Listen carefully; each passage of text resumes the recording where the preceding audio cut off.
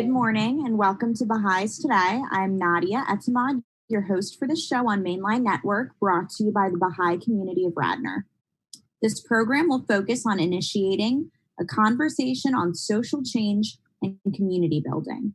There will be a series of new talks regularly with guests from the Bahai community who will share with us their experiences on the journey of making the world a better place for us all.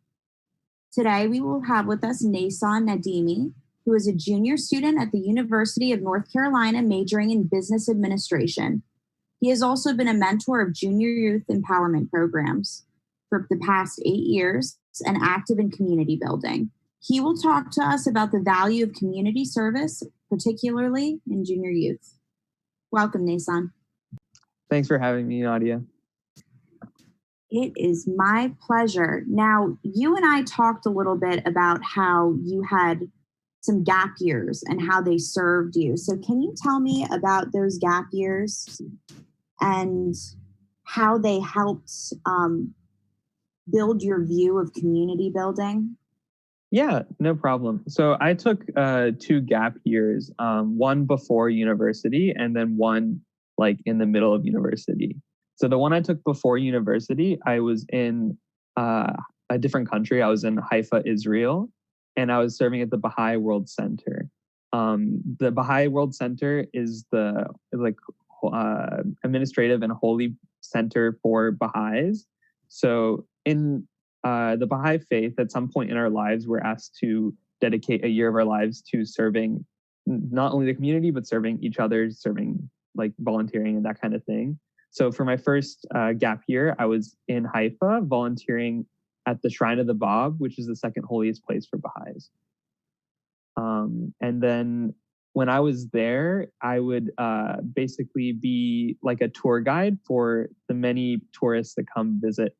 So it's really interesting because my sense of community really started when I was there and like volunteering, because the people I was volunteering with came from all over the world. So Baha'is are from all different places. I have friends from Ghana. I have friends from Canada, Australia, New Zealand, like those kind of places. So we're all volunteering, doing similar things. Some people were gardening, some people were in security guards, that kind of stuff.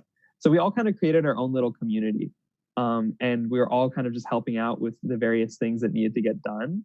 So my like sense of community from when I was volunteering there really started like when we created I entered and joined this really unique community from all different places and stuff. So that sort of inspired you to continue in community building efforts? Yeah. So it really like opened my eyes to how like important a community was and how really special it is to be a part of a community and to like be a part of something that's bigger than yourself, right? Like I was just a little tour guide talking to people like on a daily basis. My best friend was a gardener. Like it was just, we were doing small things, and after we left, people came and replaced us and are still doing those small things to this day and stuff like that. So like really understanding that you're doing something really small, but you're helping the whole, really inspired me to come, when I came back after my year in Israel, to really be a part of community building activities here in North Carolina, where I'm from, which is not something I really saw myself doing before. I always saw myself as like a passive participant. But when I came back after Israel, I really saw myself as like an active participant and like, okay, how can I do as much as possible to make my community and where I'm living a better place? So you also took a gap year in North Carolina, correct? Yeah. So I did 2 years of university, and I was trying to transfer universities and it didn't really work out. And I was like, oh my gosh, what am I going to do? Because I didn't want to go back to my original university. And then out of nowhere, this door opened where I had the opportunity to kind of volunteer in my local community and assist 2 people, Shadi and Nathan, with the community building activities that were happening all around my area of North Carolina. We call it the Triangle because it's Raleigh, which is the capital, Durham, and then Chapel Hill. And it kind of forms like a triangle. So like my gap year in North Carolina was actually really unique and interesting because I was kind of helping out with activities anywhere that they needed me. So sometimes I get a text and be like, hey, like, can you help out with activities in Raleigh? I'm like, okay, let me go drive to Raleigh. And then it's like, actually, we're going to need you in Chapel Hill and then Durham and then back and forth. So I really was helping out with activities like starting these junior youth groups, which are mentoring programs for like middle schoolers aged 11 to 14 to help them, to empower them to serve their own community and to read their reality about what's going on in their community and how they can be a positive part of it and stuff. So I did that for a year, and it was basically consisted of me going to random places in the triangle and like helping out, and then also like deepening myself in like I guess learning more things about the community building process. So for those of us who don't know, how does a junior youth group sort of operate? What would a junior youth group do upon meeting? So yeah, so like one of the things I mainly did was help start these junior youth groups in different places. So the junior youth group basically consists of three parts. It consists of a service component, a reading component, and a healthy recreation component. So the service component, which is what I find the most interesting, is having these middle schoolers, these junior youth, understand like how to read their reality and like do something positive for their community. So this could look as simple as like one of the things my own junior youth group I have in Raleigh did was that they decided like, hey, like they noticed that there's a bunch of people in their neighborhood, but no one really comes together and interacts like a community. So they were like, oh, we could do like a cookout. So one of the middle schoolers was like, oh, I have a grill. It's like, oh, my mom has meat, you know. And then we like they all kind of came together and they all brought like their different foods. And the neighborhood I like currently have a junior youth group in is very diverse. So it's cool having like Nepali food, Mexican food, Honduran food, like Ghana food. I guess one of the kids is from Ghana. So having all these different like people cultures bring their food together and really try to bring the community together through that. So I really like that because they like looked around and they're like, hey, in our community, we want to bring people together. How do we do that? Food. Everyone likes food. And like, this was all their idea, which is really cool. And then in other junior youth groups, like we have one in Chapel Hill, they noticed, and they did something a bit different. They'd been meeting for like a few years. They noticed that in their neighborhood, cars would constantly speed down this main road, and all of them have younger siblings, and they didn't really want to like see their younger siblings get hit, and it was like a dangerous environment. So they actually petitioned the municipality to put a speed bump in, and they went through the whole process of figuring out like, okay, who do we contact? What do we have to do? What forms we have to sign? And like, as far as I know, like, I guess government stuff's like kind of complicated, so it's still an ongoing process. But it was really cool because they saw in their community, like, hey, people are going too fast. What's something we can do as a group of middle schoolers to like combat that? So that's like the service component. The study component, or like the reading comprehension component, basically consists of these middle schoolers reading about a story of a middle schooler from a different country or a different place in the world, that even though they're from a different country, they're still going through the same struggles of like, who am I? Like, what are some of these positive and negative forces in society and that kind of stuff. So they read about these different kids from around the world, and then they do like basic reading comprehension questions that are designed to help them think about their lives and the world around them. So that's like the study component. And then the healthy recreation component kind of differs between group to group. So a lot of groups do like soccer or frisbee. My group right now is all girls, and or actually there's a couple of guys that come every once in a while, but like they love TikTok. So we do TikToks together, and I never thought I would ever download TikTok, the app, but they convinced me, and it's kind of, I don't know, I find it funny, but they love it. Like it's so cool to be able to put a smile on their faces by just doing like a silly dance. And I can't dance. Like I'm really bad at it. Like they all laugh at me and stuff. It's like a whole joke. But it's really cool to be able to do this, like these TikToks with them and like connect with them on like a I don't know, like a friend level. Because at the end of the day, like the mentors are supposed to be the friends of these junior youth, right? It's not supposed to be like a teacher student relationship. It's supposed to be like a older sibling kind of friend relationship. So it's really cool to connect with them through TikTok. And I mean, I don't. It's really odd for me, but if it makes them happy, it makes them happy. So And do you use like a specific text when you're reading the stories? yeah, so like some of the stories, they're like based on like these different books, like they're like workbooks. So one of the first stories we do with these junior youth is called Breezes of Confirmation, and it's about a girl named Lusanda who lives, I believe, in West Africa, and she's kind of going into like what she wants to do when she grows up, like what's going on in her world, and like learning about this concept of confirmation through her sister Rose. And it's like a short story. There's like I don't know, like around 50 pages, and then they're like workbooks so the kids can write in them and stuff. But it's like we use that for like the first year text, and then there's more complicated text as the program progresses. I believe there's 12 texts in total. Some of them are really, really interesting. Habits of an Orderly Mind is one that I find particularly interesting for quarantine life because it helps them understand kind of like, okay, I'm doing all this random stuff on social media, but I'm wasting my day. Like, how can I organize myself to still have time to like interact with my friends, but also not sit around and do nothing all day?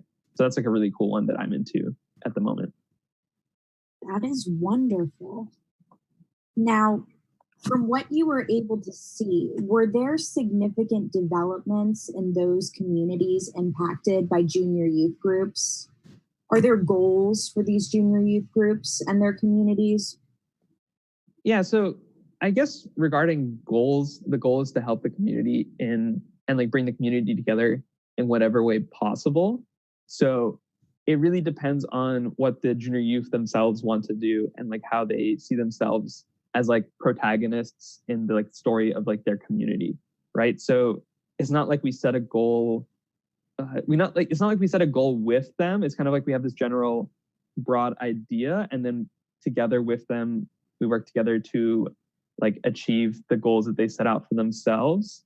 But in general, we do have like the junior youth program is one facet of a wider community building process to uh, help build the community in different ways. So like we have the junior youth program, which deals with middle schoolers ages 11 to 14.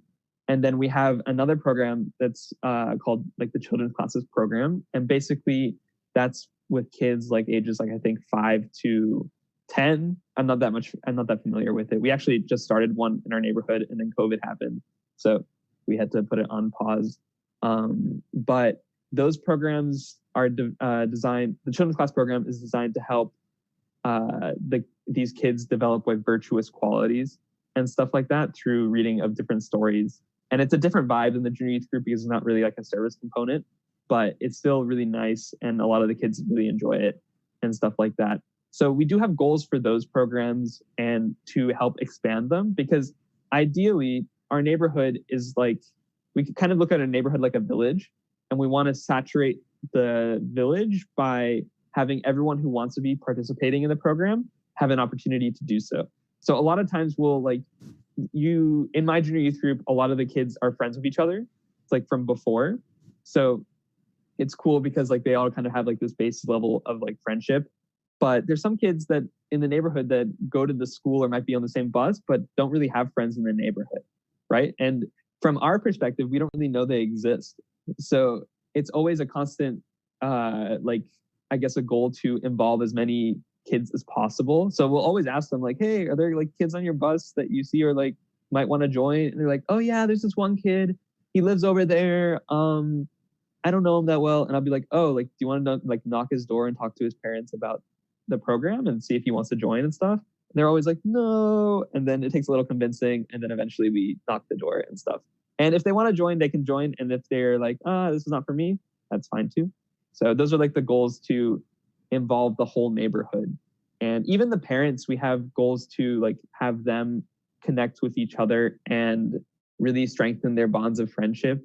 One of the parents of my junior youth is really interesting because she's like the almost like the neighborhood matriarch. Like all these, she has a bunch of kids, and some of the new moms come to her for advice and stuff. And it's really cool because they come to her and then she gives them advice, and then they're all kind of just chilling at her house and stuff like that. So it's cool to see how like through the program, like more and more parents have like kind of come together, and they kind of like, I don't know, they chill and they do their own thing and stuff. They talk in Spanish. I can understand Spanish, and speaking, I can speak as well, but like, I don't know, I psych myself out sometimes, but it's cool to like talk to them in Spanish, or at least try to, and then hear what they have to say. And they're all really nice people, really funny. They always make me food, even if I'm not hungry and stuff. So it's a really nice way to involve the whole family in a community building process. So, what are there goals for after these junior youth move on from their middle school or high school age group? Yeah, actually, I'm glad you asked. So one of the ideas of the program is to have people from the neighborhood be like participants in like providing this program to their own neighborhood, right? So one of the things I did earlier this year is me and a couple other people who were part of this program, we actually moved within like a 15-minute walking distance from the neighborhood that we volunteer in. So we tried as much as possible to get a place that was like in the neighborhood so we could be part of the neighborhood and like help out like that. And the goals for like the kids once they graduate the program, which is at the age 15, they kind of like finish in a sense, is that we'd love them to be, if they want to be part of this process to teach, for example, the children's class program I mentioned earlier.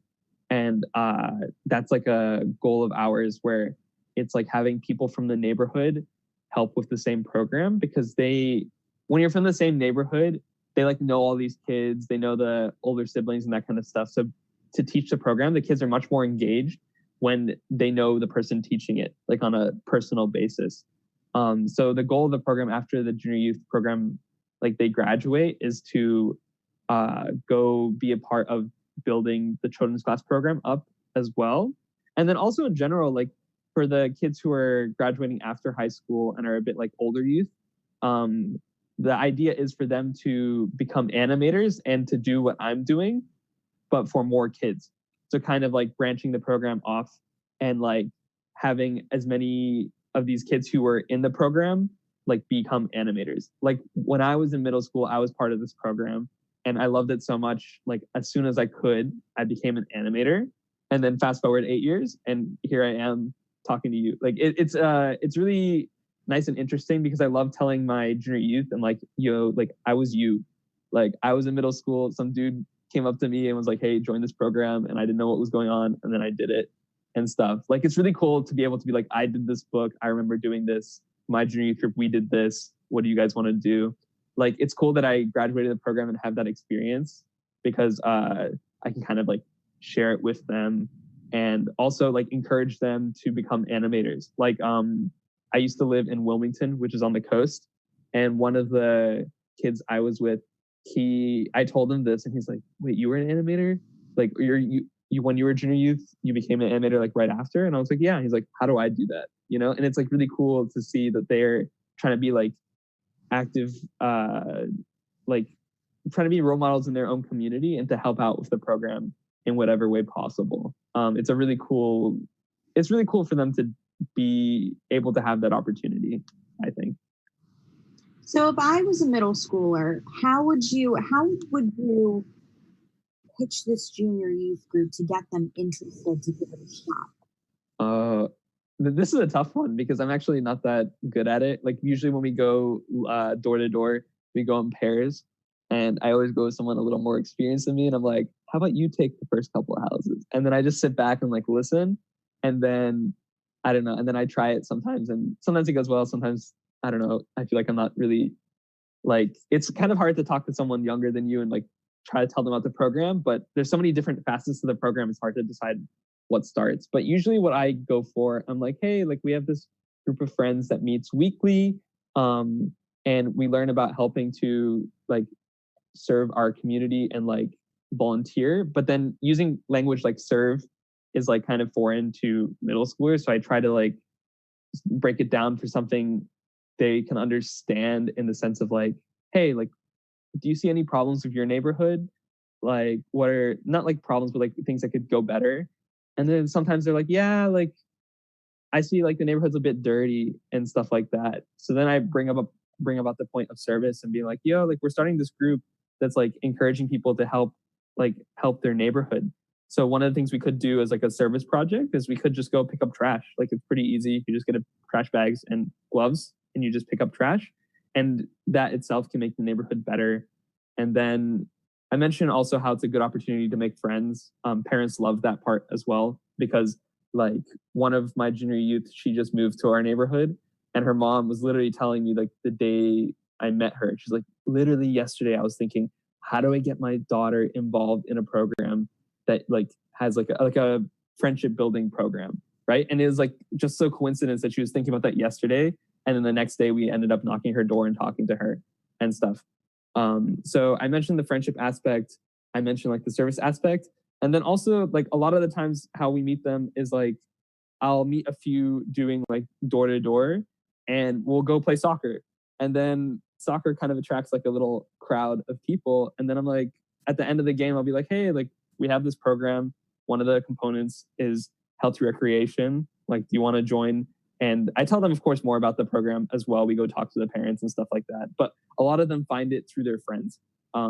So it kind of works. It works in different ways and stuff. So, but it's a tough thing. I bet. I bet. Well, Naisaan, thank you so very much for your time.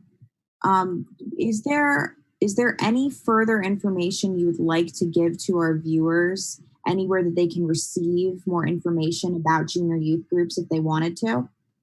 Yeah. So if you like heard what I had to say and were like, yo, I want to be a part of a program like that, like helping middle schoolers and stuff like that, you can Google Junior Youth Spiritual Empowerment Program. And like the first link is a link to like more information about the program. It's a Bahai inspired program. So it's like you can find more information on Bahai.org.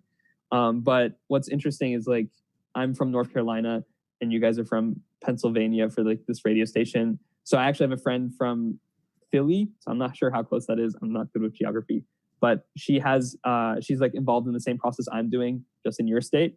And they have like a Instagram that's I believe West Philly JY. So if you go to @West Philly JY, you can learn more about the activities that are happening in West Philly. So if you're at all interested in that. Again, thank you so much for your time. I appreciate you being here and showing up. No problem. Thank you for having me.